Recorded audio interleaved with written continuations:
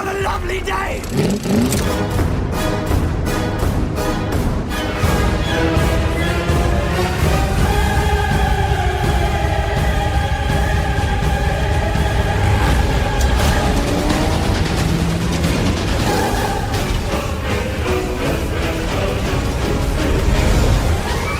Welcome to the Mad Max Minute Podcast, the daily podcast where we break down Mad Max 1 minute at a time. I'm Rick. And I'm Julia. And today we are talking about minute 85, which begins with Johnny the boy speeding away across a field, and it ends with Max catching up to Toecutter. Good Friday morning, Julia. Happy Friday. And it is a great Friday because it is the Friday before a long weekend. Yes. We will get into that later because it is not time for weekend talk, because it is time for Mad Max talk, which starts off with Johnny running away. Yeah. Like the Weasley little punk that he is. Yes. Although, I gotta say, there have been several points in this movie where I've wondered, and sometimes said aloud, why do people run away down the middle of the road? This is the first time where somebody is smart and runs away across a field where it's much more difficult for them to be followed.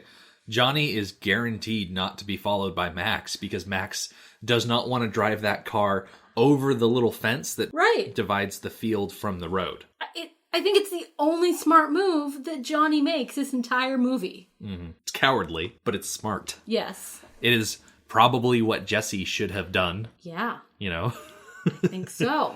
The fact that Toecutter drives away down the middle of the road is ultimately his downfall because Max is given the choice of chasing Johnny and chasing Toecutter. Johnny is a little fish. Toecutter's the big fish, and Toecutter's way easier to chase because Toecutter's still on pavement.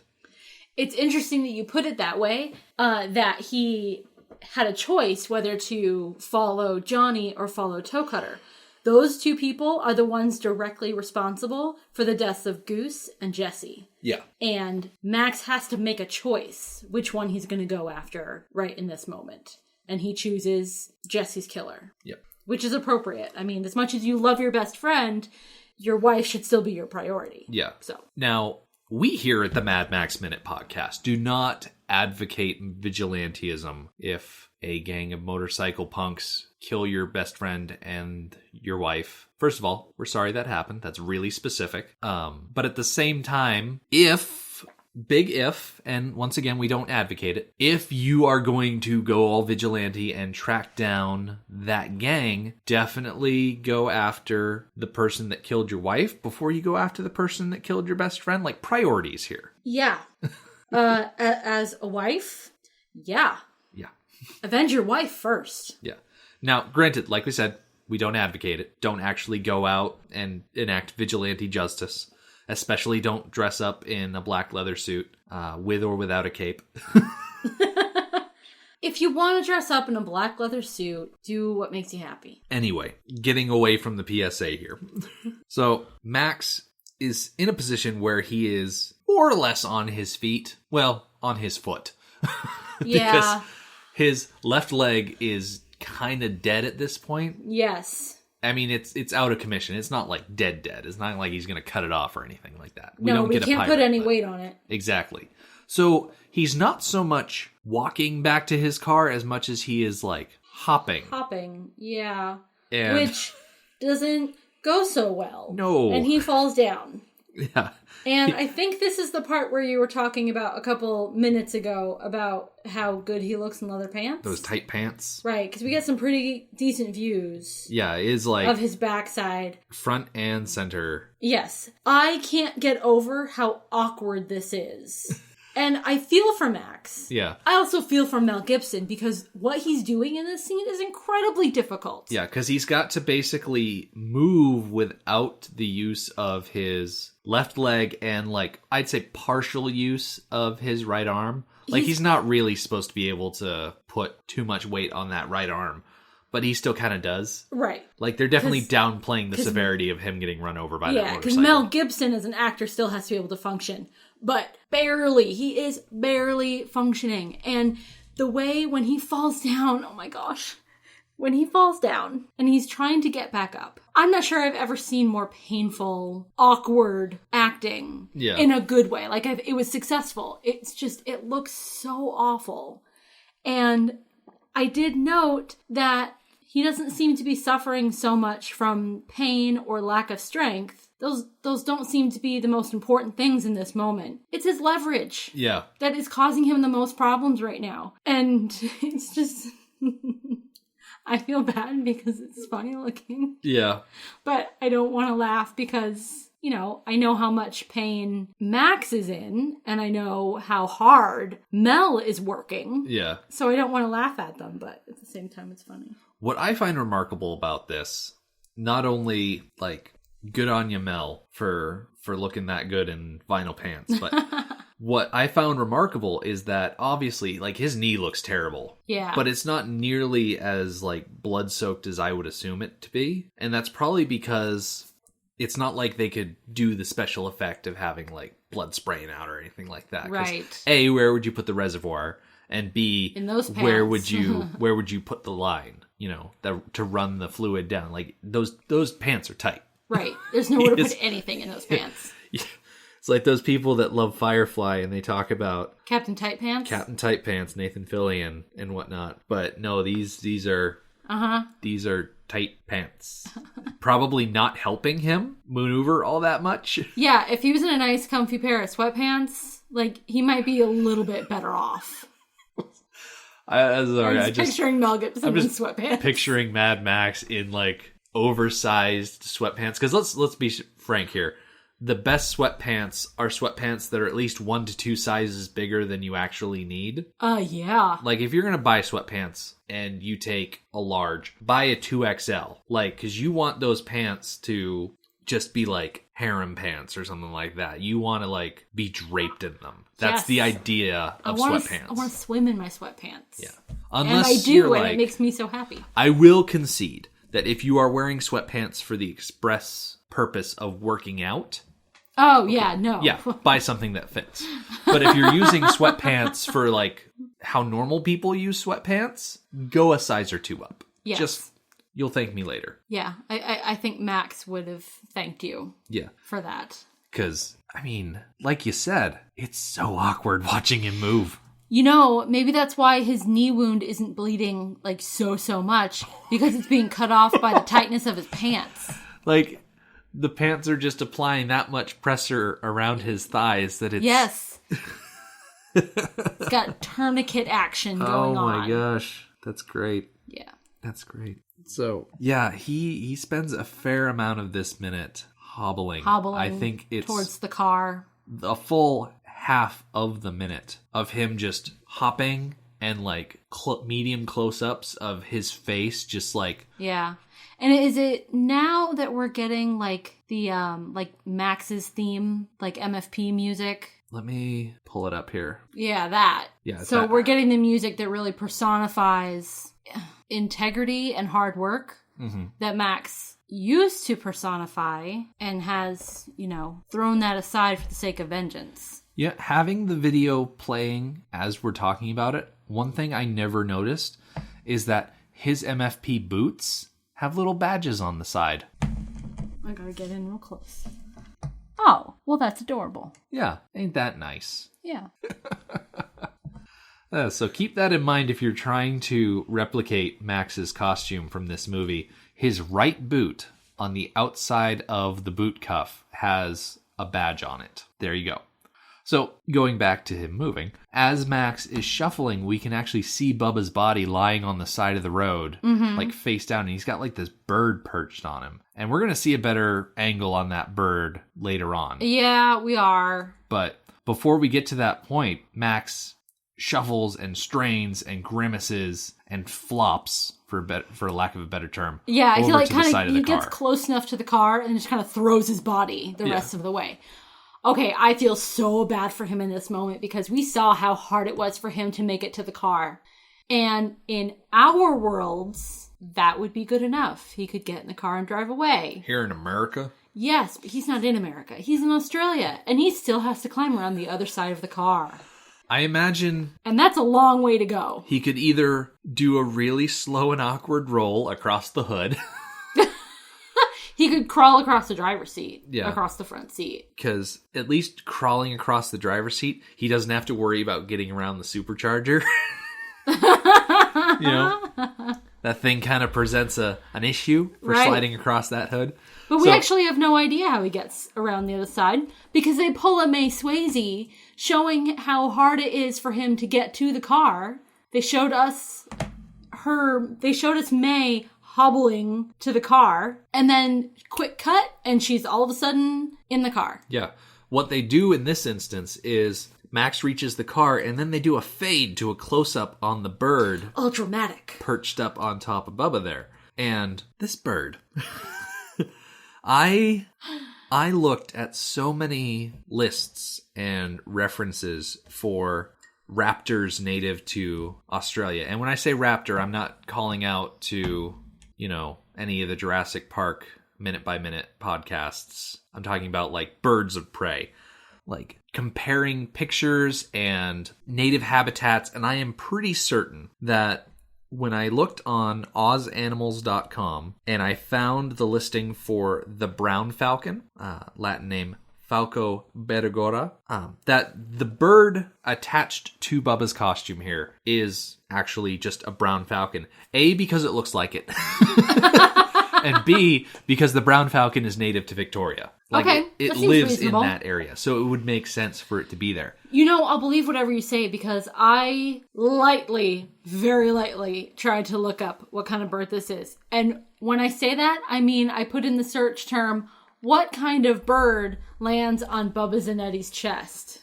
I'm going to guess that was not... Enter. I'm guessing that was not successful. And nothing. I got nothing. I mean, I learned all sorts of things about Bubba Zanetti. Mm-hmm. But nobody wanted to talk about the bird on his chest. One thing that kind of irks me, I was listening to the crew commentary for this scene, and I think it was David Egby who said, oh, it's a sea eagle.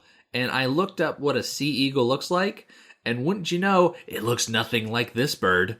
Not even remotely close. Like, there's no way this thing is an eagle. Eagles have very long beaks, and this thing has a very short, rounded beak. Like, classic falcon physiology. Yeah. You know what I mean? I don't consider myself an expert on birds of prey, but I know what things look like. Right. Just comparing pictures. Yeah. You hold up falcon. You hold up the close-up of this bird up against a sea eagle. Yeah, they look nothing alike. The colors aren't even the same. I'm like, dude, you're a cameraman. You should know what things look like. You spend all your time looking at them.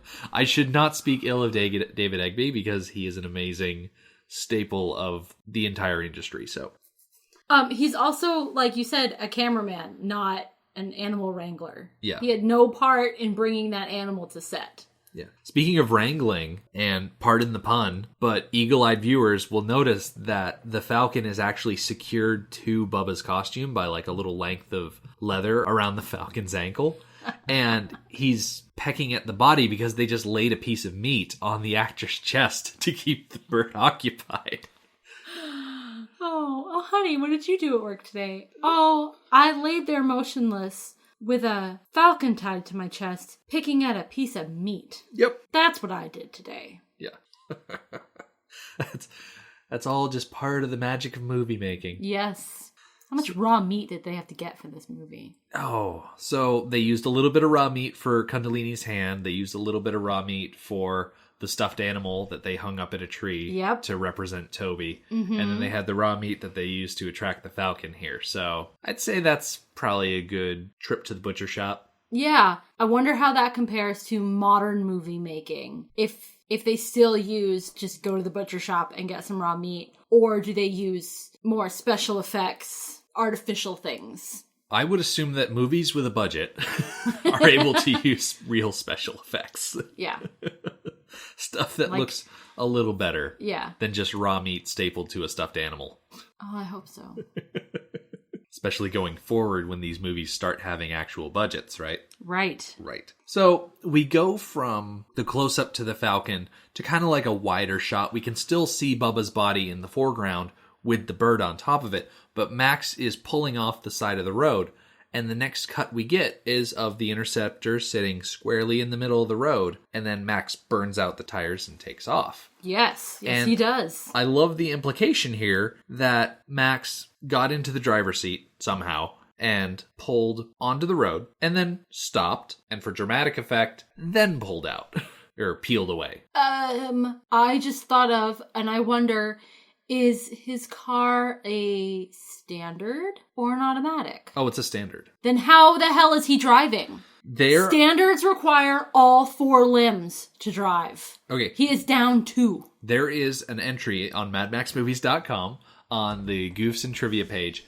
If you listen to the sound effects as he's driving the car at this point, the sounds that the car is making is indicative of him shifting just incorrectly. What's that like thing? He's grinding gears and stuff? Yeah, what's that thing where you like I've only ever ridden a standard motorcycle and never ridden a standard car. I have. But there's a way that you can like force the gears to change without using without the clutch. putting the clutch? Yeah. I don't know, but that's horrible. Yeah. Especially, I mean, when you're driving an older car that's got a real loose clutch, that's a little bit easier. I certainly don't have experience with that. I do have experience driving a standard, but I certainly didn't drive it like that. Yeah. So people that know what it sounds like when someone does it. Okay. Like they've said, and I don't know who to attribute this to. I'm just using the colloquial they, but they say that that's what the car sounds like, that he's shifting without the use of his left foot there. Okay. Yeah. Okay. So that just occurred to me. Something else occurred to me. What was it? Oh, okay. You pointed out how he got himself into position just so he could peel out, all dramatic like. Yeah, Goose did the same thing. When he was when he spent the night at the singer's place and he was leaving in the morning on his bike, he did the exact same thing. Like he pulled out of like the driveway alley type area, got himself situated, and then peeled out. Yeah.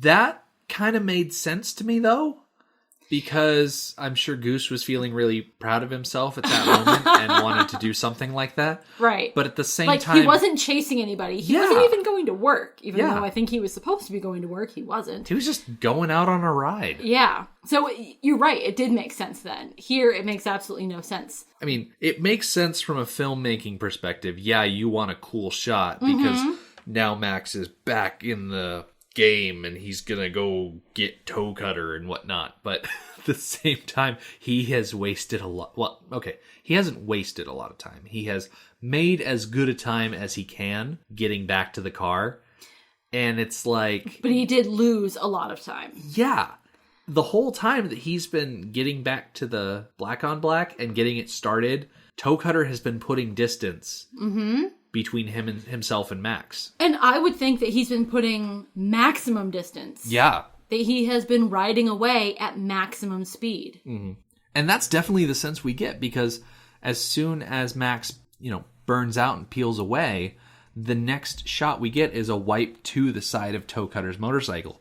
And yeah, he is going all out to try and go as fast as he can. Yeah. Not that it's doing him any good, because Max seems to catch up to him really fast. Like, I'm concerned by how fast Max catches up to the Toecutter.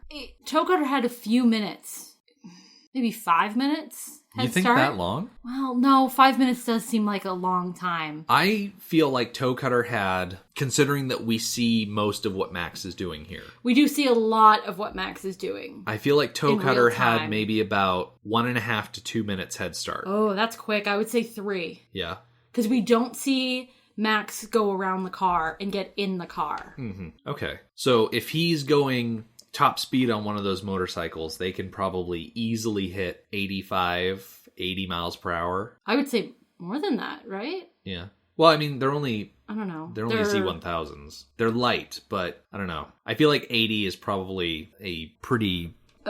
yeah, a fair top speed. Exactly. Especially for this kind of road. This is not a restricted access highway that has been specifically built for high speeds. This is just a road. This is a normal country road. The yes is well cared for and clean and open and straight, but it's still not, the surface just isn't prepared the same way as a highway that you're meant to go 70 miles an hour on. Right. I mean, they get to that point. Like, when it shows Max catching up, like, that is They're really on a much nice bigger road.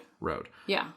80 miles per hour is approximately 128 kilometers per hour. Okay. So I didn't want to be exclusionary or anything like Should we do some math and figure out in 2.5 minutes how far away Toecutter could have gotten? So Toecutter is going about 2.13 repeating kilometers per minute. And if Toecutter had a 3-minute head start, so he is roughly 6 kilometers away, which is over 3 miles. Because 5 kilometers is 3.1. Yes. I don't think 6 is all the way up to 4 miles away. No. Oh, standard versus imperial. Blah, blah, okay, blah. so we'll say he's probably, what did we say, about 5 miles away? Is that what we came to? Between 3 and 4 miles. Between 3 and 4 miles. 6 kilometers. Oh, okay. Between 3 and 4 miles ahead of Max. Mm-hmm. So with Toecutter continuing to go forward at the same speed, Max has to be going faster than whatever Toecutter is going, long enough to close that gap of 3 to 4 miles. Yeah, and Max is definitely able to do that because of the fact that he has a V8 with a supercharger. Yes, he just has much more horsepower at his disposal. Mm-hmm. There is no way that a Z1000 can beat. No, even with a 3 or 4 mile head start. Yeah, and I do appreciate that they cut right to Max catching up with Toecutter, that we don't have to sit there and watch him just go all out for miles at a time. Right, because George Miller has made it very clear that he's not afraid to do things like that to us. Yeah. So, yeah. We'll count ourselves lucky for sure. Because next minute we're going to get... Is it next minute? No. Sometime in the next few minutes we're going to get a driving montage. So at least he spared us this driving montage. Yeah. I think it's next Tuesday. Okay. We get a driving montage because we get something smashing happens next Monday. And then we get a little bit of a driving montage on Tuesday. And then Max gets around to avenging his best friend between Wednesday and Friday. It's kind of that 3 days. It's kind of taken up by that scene. Okay. But before we get to that, we get the weekend. So hooray. Yeah. Nice long weekend. Yeah, because it's Memorial Day weekend. Yes. Here in the States. So Memorial Day, that's the weekend where my family, we get together. It's my dad, my brother, and we jump on our bikes and we bring Julia and my mom along and we head out to the coast and get seafood and whatnot. But Memorial Day, I figured I'd find some trivia about it, was originally called Decoration Day and was instituted after the Civil War because people wanted to, commemorate their dead because, Civil War, a bunch of Americans died. It was in about 1890 that it eventually was recognized by all of the northern states. The southern states didn't want to acknowledge that day because they're sore losers until after World War I, when the holiday changed from honoring just those who died in the Civil War to honoring Americans who died fighting in all of the wars. There've been a lot. Based on my limited knowledge of Australia, I think the best equivalent to Memorial Day for us is Anzac Day for them, which on the day this is posted, we are a month and a day too late to commemorate Anzac Day, which is all about commemorating those members of the Australian and New Zealand Army Corps that went to go fight in World War I on the Turkish front. Yeah. It's observed on April 25th to commemorate the soldiers who died fighting the Ottomans in World War I, and like Memorial Day for us, it's kind of expanded to recognize all of the soldiers that have died in the service to the country. It reminds me, do you remember when we first went to Clunes, when we first saw Wee Jerusalem and they had that statue next to the Chevy? That's essentially that type of memorial. Oh, okay. Memorializing all of the soldiers that have lost their lives in service of the country. Okay. So we're late. If I had done my research way back then, I would have said something, but I didn't. Yeah, well, so we also missed Mother's Day, so... You know what? In our defense, we were talking about Prisoner Cell Block H, and they we got a little carried away. They don't get to celebrate Mother's Day, so... Yeah. Okay, funny thing...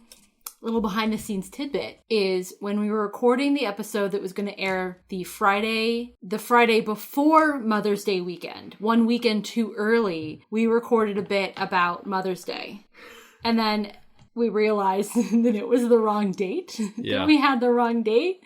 So we re-recorded another ending to that podcast.